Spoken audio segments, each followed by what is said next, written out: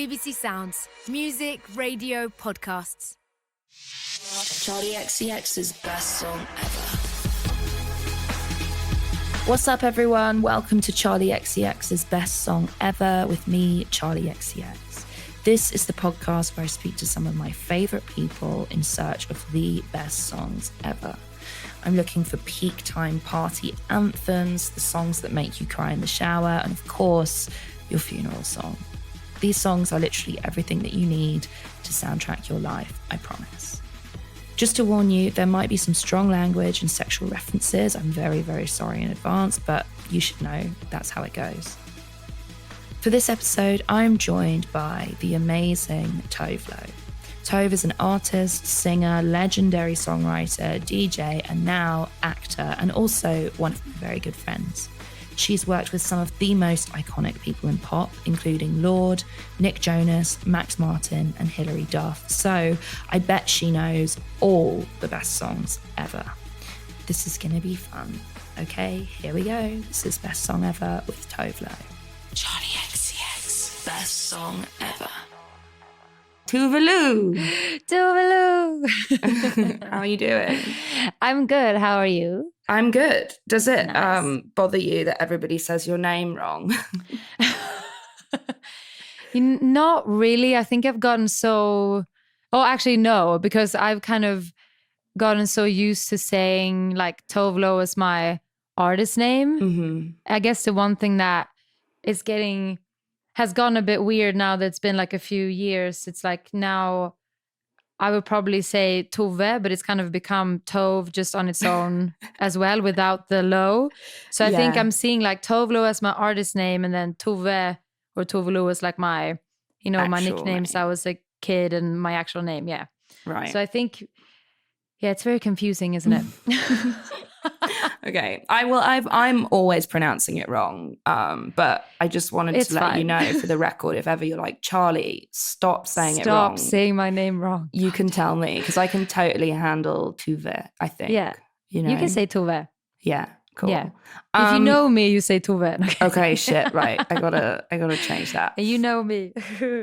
Okay, one of the reasons I really wanted to get you on my podcast is because I feel like you have, number one, great taste in music.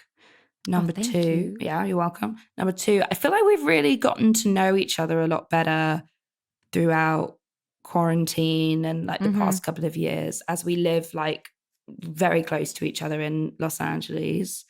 And we've spent quite a lot of time together once the isolation ban was lifted. Of course, we're good girls and we follow the rules. Good girls. We were really good girls. Yeah. So, Tove, as we were saying earlier, you're Swedish. Yes. And I feel like I am very lucky to know quite a few Swedes and have worked, collaborated, and befriended a lot of Swedes. And I really feel like Swedish people are very special. Like, I swear. They are. Yeah. Obviously there are a lot of Swedes in music and in LA in particular, but do you miss being in Sweden at all, in Stockholm or wherever your favorite place in Sweden is? I feel like I do and I don't. Like I feel like I have moments. Obviously, I've missed my friends and my family and everything. And when I go home, I'm always like happy to be there for a minute, but then I do get this kind of itch that it's not where I feel at home. Interesting. But I love going. I love going during kind of like holiday moments when it's like, midsummer or Christmas. And well, we should talk about midsummer, definitely. Yes. So I definitely feel like it's parts of it that I love, but I know why I left. Right. If that makes sense. Right. Yeah. I mean, I feel like kind of all the things that you just mentioned that you love, they're sort of like tied to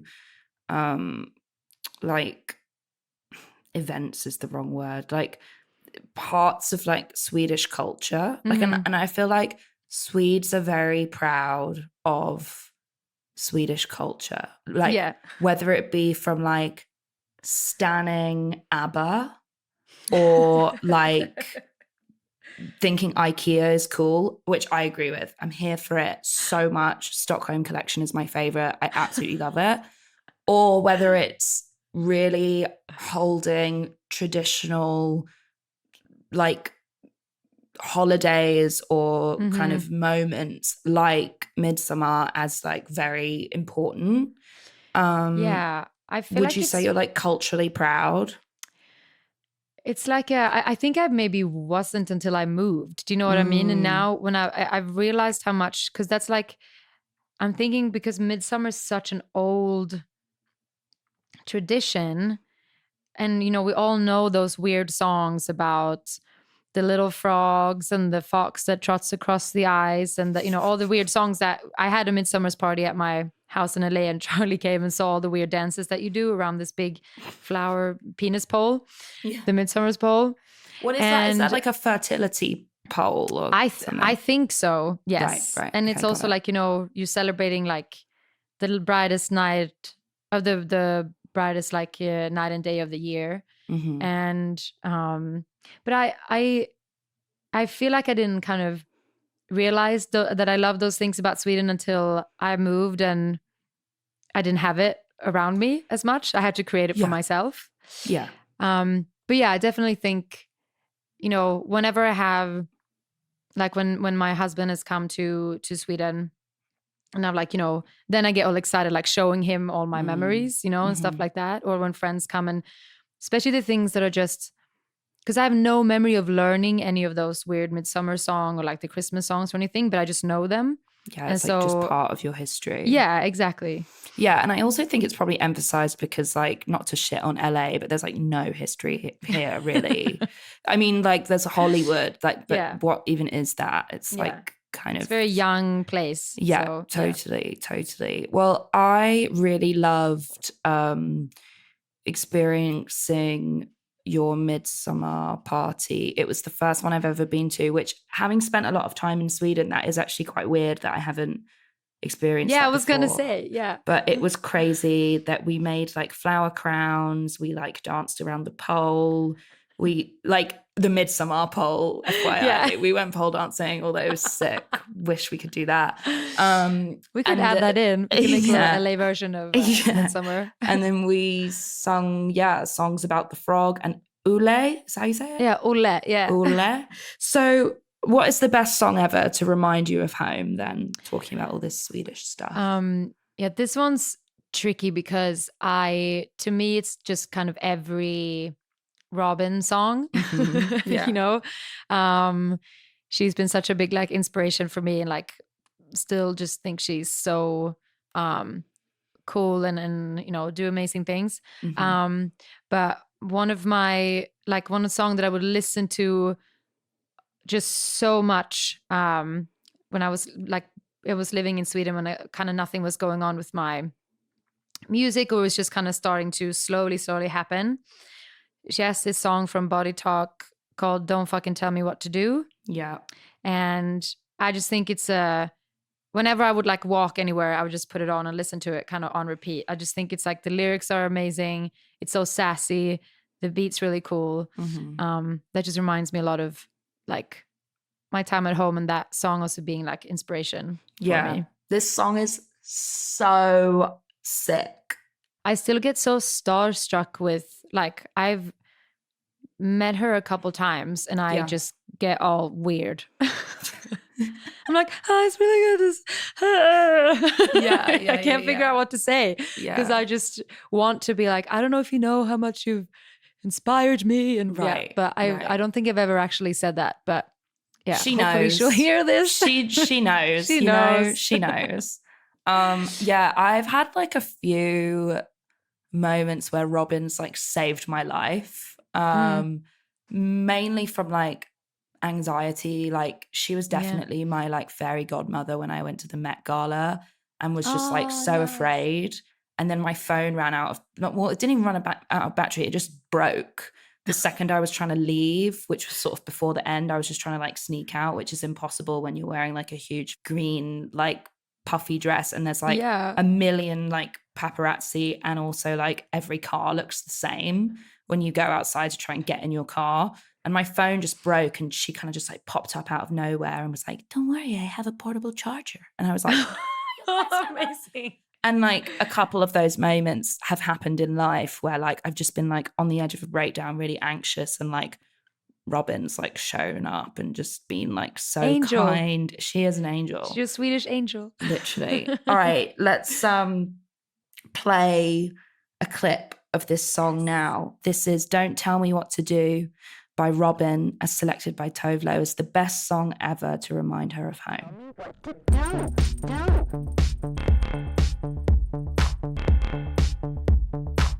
Don't fucking tell me what to do.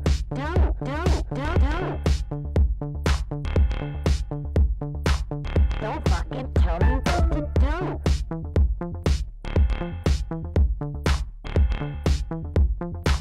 Don't fucking tell me what to do. Okay, you are gonna be a movie star. How do you feel about it? You're gonna be in a film which I can't pronounce the name of. I'm going to try though. Utvandrarna. Utvandrarna. How is that? Utvandrarna. Utvandrarna. Say it one time. Utvandrarna. Utvandrarna. Good. You know, there you go. whatever. Perfect. Tell us about... It means the emigrants. Okay, great. The immigrants. Great. The emigrants. Emigrants. Okay. The people leaving. Yes. Right. Leaving Sweden. Got you. Tell us about this film for anyone who doesn't know, because this is like an iconic Swedish film, right? Yes, which is why I'm so nervous, but very excited. So basically, it's based on this really famous novel by Vilhelm Moberg from the 50s. Mm-hmm. And there was a movie made in the 70s, and it's about the Swedes who in like the 1850s, 1840s, somewhere there, all migrated to America by boat and to North America. And they all kind of ended up sort of Minnesota and area. Right. Not all of them, but a lot of them. And it was like 1 million Swedes, like a fourth of the population, because Sweden was very behind in like industrial revolution. All the land was owned by a royal family. So it was kind of this lot of religious oppression, and just like people were starving and wanted to get out. So a lot of them migrated to North America, and I play one of those characters. So I'm not the lead, but it's like, I don't know, second or third female lead, I guess. You're talking a lot. She's doing. I'm talking a lot. I mean, I have a lot of lines. No, and I love the characters. So I play Ulrika, which is the prostitute who is a drunk. She's had a really, really hard life. She has a 15-year-old daughter, and you know, just like you can tell by the way that they make me look that I've really lived, right? And had, you know, brown teeth. She's been through it. And so I'm one of the people who gets on this boat and tries to, you know, make my way to America and create a life there. Right. And so the story is obviously it's quite dark and dramatic, but it's shot beautifully. I got to act with some amazing actors. Yeah, who else is in it? So Gustav Skarsgård. Boom. Huge fucking name. Yeah.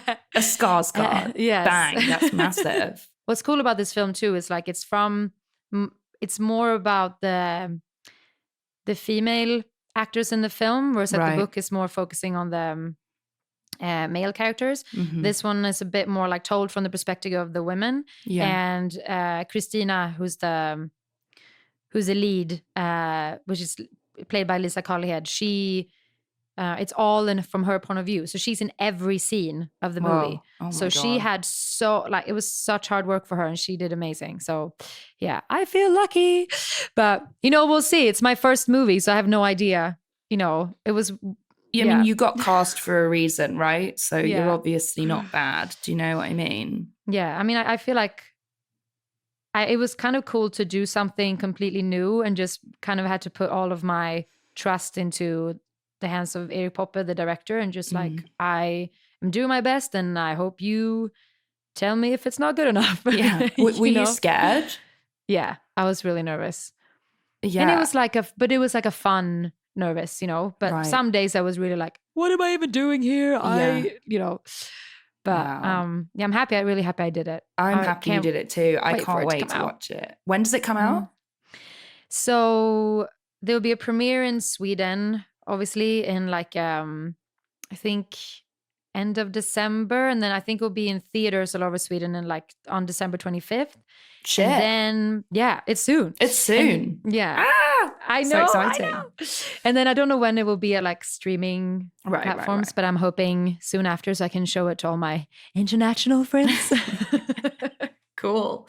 Okay, so we were talking a little bit about your character and her struggles and her journey. So I was wondering, when you were shooting on set, were there any songs that were helping you understand her journey or kind of get in the zone for being on camera? And basically, I was wondering, what is the best song ever to soundtrack the life of your character in the film, which I'm scared to pronounce? Utvandrarna. Utvandrarna. You can say The Emigrants. Okay, yeah. That people will get it. No offense. What she said. Well, so I was trying to think about this one for a little bit, because I was like, what did I like? Clearly, she's a person who struggles, but also has a lot of drive. Like she's acting out of desperation, going on this journey, because I think for most people who did this, going on a boat for 3 months and getting someplace where you don't speak the language you've never seen before, you have no idea to know what you're getting yourself into. So to do that, you need to be brave, but also very desperate, Mm-hmm. I mean, that's the case for everyone who's fleeing somewhere, or like trying to find a better life somewhere still today. So I was listening to this song by Sena Bossi, who's another Swedish artist, called Younger. And there's a Kygo remix that was really, really big. Right. But I listened to the original.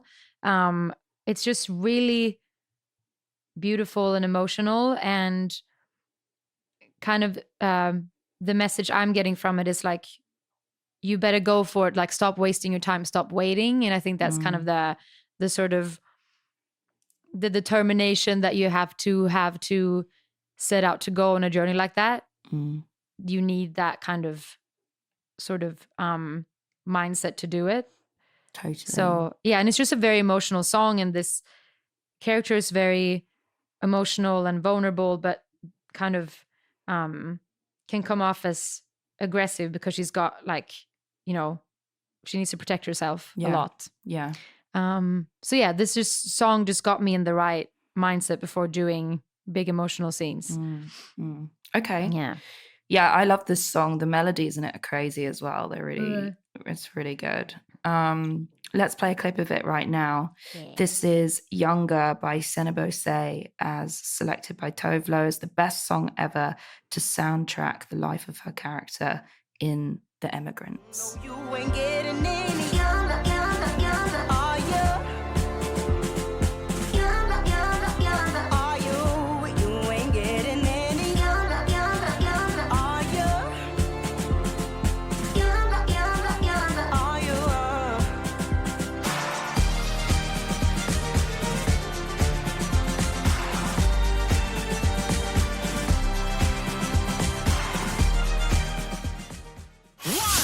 Welcome to Radio 1's Scott Mills Daily Podcast. Hello, Scott! I'd like you to blow your own trumpet. Is that the noise? Ooh, swipe left. Come on! And if you listen on BBC Sounds, every Friday there's now an exclusive golden podcast going back through the archive to some of the weirdest, funniest, and rudest moments. Smell my finger. It's huge. Could I have another quickie? Radio 1's Scott Mills Daily. Get it wherever you get your podcasts, but get the exclusive stuff only on BBC Sounds. Charli XCX. Best song ever. I know the answer to this, But I think I do, but I'm going to ask it anyway. Are you a crier, and how often do you cry? And are you like an emotional person? Yes. I just yes on all of it. I definitely, I mean, I know I laugh a lot, but I also definitely cry a lot. I wish that the view on crying, I mean, I know it's changing, but I feel like crying is so not a weakness. It's really just letting all the emotions out. Totally. And that crying doesn't have to be such a serious, of course it can be, but it doesn't have to be such a serious moment that you have to be so nervous about. Like, yeah. I think, no, and it's important to like release the tap sometimes, I think. you know, when you get that burning feeling in your chest, it's like so nice. It's like everything is just like letting go. Yeah. It's good. So I like to cry in the shower just because it feels like a music video when I do that. But I was wondering, I don't know, do you have a place that you like to cry, or is it just wherever, whenever? I actually love to cry if I'm like on a walk alone and I'll listen to music and I'll just, which is so obviously a bit awkward if you run into someone that you know. Yeah. Like, I'm fine, don't worry. It's great. I'm just in my feelings. I'm just in my feelings. I love that saying, by the way, in my feelings. It's a really nice way to put it when you're caught up in the moment of like maybe not reacting the way that you rationally would. You know? Yeah, totally. No, but I love to cry. Yeah, having some kind of movement and crying. I really like that. Yeah. Okay, so what is the best song ever to cry? For me, it would be In the Shower. Yeah. But for you, I'll cry in the shower walk. too. Yeah. Okay. What is the best song ever to cry in the shower to? Or just to cry in general, either one? Yeah, I think I'm relating this maybe a lot to like heartbreak, but I think also like if you've, you know, whenever there's loss or any kind of like moment that you need to get over, I think I'm like really going for Sweden here, but Roxette, It Must Have Been Love. Classic. It's a big Classic. song. It's a big That's song. a tearjerker. Yeah. Totally. It's just Huge so chorus. beautiful. Yeah. It must have been love, Oh, but it's over now. it's so good. It must have been good. That's like That makes me peak- tear up for Oh my gosh. That's like peak like 80s songwriting. And it's like just the ballad, you know? Yeah, for sure. Mm. I respect it as a choice. Okay, let's play a little moment of that song right now. This is It Must Have Been Love by Roxette, as selected by Tove as the best song ever to cry in the shower to. And what a choice it is. It must have been love, but it's over now. It must have been good, but I lost it somehow. It must have been love, but it's over now. From the moment we touched till the time had run out. Make believe it. This is the question I've been most excited to ask you about. We honestly could have done the whole podcast just about partying because I think it's like our favorite hobby jointly. For sure. It's just like, it's just so fun to be around people that want to have fun, and you have conversations and you dance and you say stupid things and you meet weird people, and it's just like, it's just the best. Yeah, totally. Yeah. What's the best song ever to play at the peak of a party? Okay, this one was really hard to choose. I have like, I had a list of like 10, so maybe we should do like a spin-off podcast where we go through the reasons why.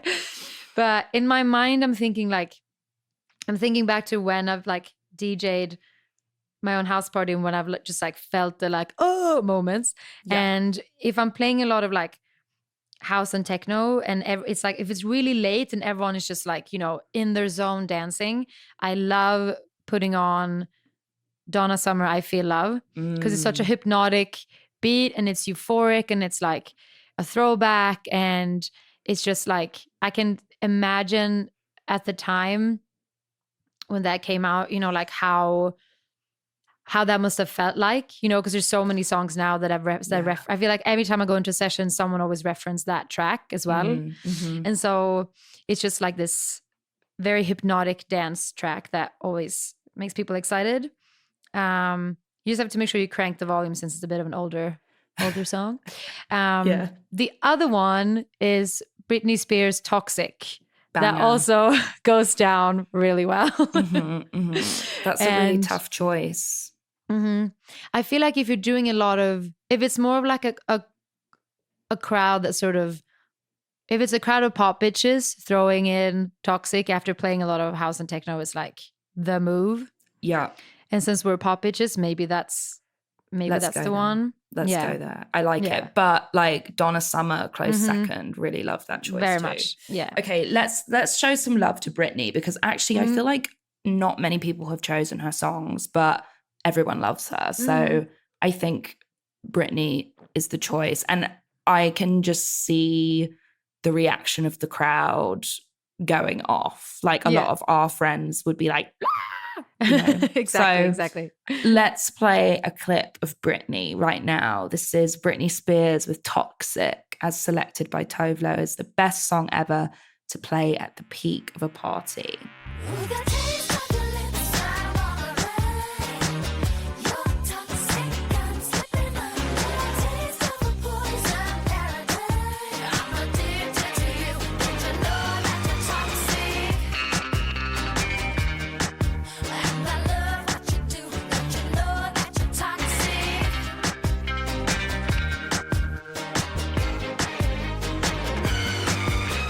Okay, I ask all my guests this question because I'm kind of fascinated by funerals, particularly because they're kind of the final party, you know? Yeah. It's like the last party to sum up someone's existence. True, yeah. And I also find often a lot of them are the same. And I wonder, would this person really have wanted this song or this theme or this guest list or whatever? So I wanted to ask my guests on the pod about their funeral, just so they could kind of like have it on record, like what they actually want to go down when they pass away. So have you thought much about your funeral? Like, have you thought about like color scheme, or like whether you want to be burnt or buried, or like where you want to have it? I mean, you're an international woman. Like, would it be in Sweden? Would it be over Where should here? it be? Guest list. Also, your wedding was so sick that I feel Thank you. I mean, I remember seeing your like video slideshow of your wedding. Yes. Like, can And I it was show you my amazing. 10-minute slideshow at this party? It was great. It was great. But like you know, you wore like a very 80s dress, and Charli wore that like baby blue kind of 80s suit, and you did it in Vegas. It was very iconic. So I wonder, like, is there going to be a similarly iconic theme to your funeral? Definitely, yeah. So I don't want it to be like a lot of the funerals I've been to. Maybe sounds like I've been to a bunch of funerals, but I've been to a few. And to me, like, I guess I'm picturing myself dying quite young now when I was talking about this. But I think I'll probably get be super old. But I'll always want to. Yeah, I want it to be a celebration of life, not a mourning a loss of life. But I still feel like it's important that people are allowed to cry. Because, you know, like sometimes it's like everyone's like holding it together and you're just like talking really low voices and everyone's being respectful. I almost want it to be like just talk about good memories and laugh, but then also fucking cry if you need to, you know? And so in my mind, I don't want it to be in a church. I'm not very religious. I'm kind of picturing it maybe being, I think for my family's sake, like in Sweden, but on the West Coast where I like would go in the summertime since I've been a kid. And I want to be like spread into the ocean. Glam. Yeah. That's very much. you. That's very you. And I think and not everyone wearing black, just, you know, all the colors that I like in my life. Yeah, that's nice. Just all of them. I see that. And what about the song? What would be song? the best song ever to play at your funeral? Okay, this is actually a pretty sad one, but it's also one that you can dance to. So I'm picturing that I want people to be able to dance and cry at once. Yeah, totally. So it's another Robin, because I couldn't not go out with I couldn't go out without Robin. Yeah. So it's Clear Up and Robin with Every Heartbeat, which is, so emotional, and it's quite sad, but I still think there's that, like, it's allowing people to feel pain, but you still will be like, I'm picturing people kind of dancing and crying in the sunset to this as I'm saying this song out loud. Yeah, I think that's the one. Yeah. I think this is my favorite Robin song. It's just so good. It's so good. Hypnotic. It's hypnotic. And I feel like, I mean, there is a structure to the song, but just like when she comes in with the verse, like the notes, the melody, like, baby, we can make it all right. It just feels just like this stream of consciousness, that song that kind of evolves and grows and goes on forever. And the fucking like production is so like, it's so good. Oh, and it like really just like all my heartstrings are just like going, and I just feel every word, every note, every like moment in it. And it's quite long and has these like beautiful string parts. And it's, I think that would be a good one for me. Okay, well, let's play a snippet of that song right now. This is With Every Heartbeat by Robin and Clear Up, as selected by Tove as the best song ever to play at her funeral, which hopefully is not when you're young, as you interpreted. And it hurts with every heartbeat. And it hurts with every heartbeat. And it hurts with every heartbeat.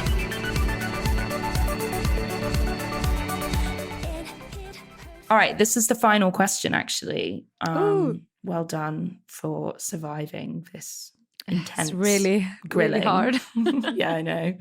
And I know the answer to this because I've been around you and your husband. But I want to talk about love. Are you in love? And what does it take for you to fall in love? I mean, obviously you're in love. You guys are so fucking in love. It's actually insane. It's very cute. I'm so in love. No, I am actually really in love. And it's pretty cool because we've been together for 5 years soon. And, we've survived this. Our relationship has really done well throughout the pandemic as well. I know a lot of people have struggled with their relationships throughout it, but we've been doing pretty good. And it was weird because I've been in love before, like love and relationships and like kind of the drama of passion and all that. It's been a big part of my life. I feel like I really I've always been like kind of seeking it out because it thrills me a lot, I guess. But when I met him, it feels so corny to say, but I really just felt right away that I was like, oh, this is different and super special. And it just felt very like I didn't have to play games. So I was just so honest with him from the beginning. Like, that's amazing. I mean, I told him I was in love with him before we were a couple, which is not the usual steps, I guess. Right. No, I mean, I love that confidence. Yeah, it was very adorable. What does it take for you to fall in love? And that could be with Charli or with anything. A song, yourself, a friend. Like, what are the qualities in a person or a thing that makes you fall in love? Well, with a person, the chemistry is really important for me. Like, I think the first thing is usually like the physical chemistry. Yeah. But then I really have to be able to laugh with you. Like, same sense of humor, I think, is really important. Yeah. But yeah, I guess it's hard to, it's like hard to put your finger on, because there's a lot of people and things. I'm like, yeah, I think you're great, or this is great, but I'm not feeling it. It's just like there needs to be like a connection or something that intrigues me. So what is the best song ever to fall in love to? Ooh, well, I don't know if this is the best song for people in general. No, it's about your experience. It's about my experience. But the song that I did fall in love to was a song by Justice called Stop. And it was when me and Charli, we were in Sydney. So basically a month after we met in LA. We like had a thing on my birthday during Halloween, and then I was leaving for a month. So I was in Sydney over Thanksgiving, and Charli was in LA, and we were kind of texting and talking, and he was not having any plans because all his American friends was obviously with their families. And so I was like, do you want to come to Sydney for Thanksgiving? Yeah. I have the weekend off here. And he's like, Wow. I'll come to Sydney if you're really inviting me. And I'm like, I am really inviting you. And then he came, and we just had the best, craziest weekend there. And during that time, we were listening a lot to the Justice album. And we just had a moment to this song, Stop, where I just knew like, oh shit, I'm in love already. That's the perfect answer. That's exactly what I wanted. Okay, well, let's play a snippet of this song. This is Stop by Justice, as selected by Tove as the best song ever to fall in love to.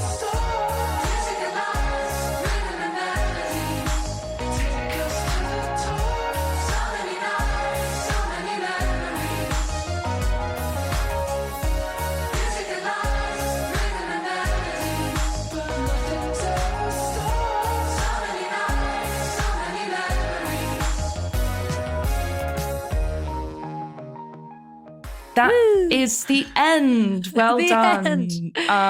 Thank you so much for joining me on my podcast and sharing all of your best songs ever. Anytime, man. Charli XCX's best song ever. Thank you guys for listening once again. I hope you enjoyed hearing from Tove. What a pop icon. Another amazing selection of best songs ever. I had no doubt she would crush it. Be sure to subscribe on BBC Sounds and give us those 5 stars. You know you want to. Just do it, do it, do it. And remember, you always get episodes first on BBC Sounds. So if you're not there already, head over now to hear the next episode right away. And if you've missed any episodes, what are you doing? Go back and check them out right now on BBC Sounds. I'm also posting a brand new music mix every week, so make sure you check those out too. Just open up the BBC Sounds app and search Charli XCX. Okay, I'll see you next time. Lots of love. Bye. Charli XCX, best song ever. We want to tell you about a new society where everyone is free to be themselves. Queertopia. Join me, Courtney Ack, and me, Chelsea Grimes, in our brand new podcast, Building Queertopia. We speak to the most relevant names in queer culture and ask them what their vision for the perfect society would be. What would the national anthem be? What statue would you build? What would you do for fun? And remember, everyone is welcome. Building Queertopia. Listen on BBC Sounds.